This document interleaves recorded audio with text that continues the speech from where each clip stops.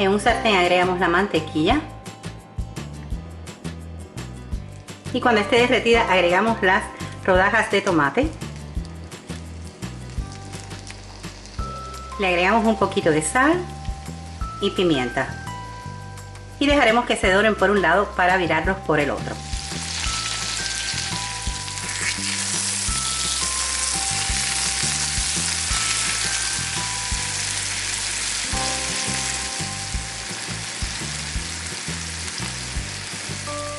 En lo que se hacen los tomates vamos a cascar 3 huevos. Agregamos sal, pimienta negra y mezclamos.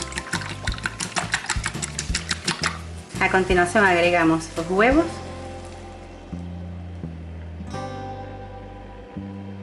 y tapamos.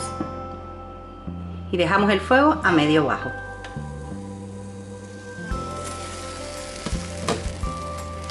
A continuación le agregamos un poquito de queso.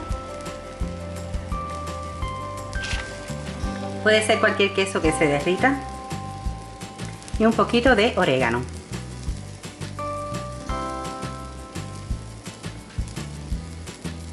Tapamos y dejamos que el queso se derrita. Y mirad, ya aquí tenemos lista la receta. La voy a cortar para que vean cómo se ve.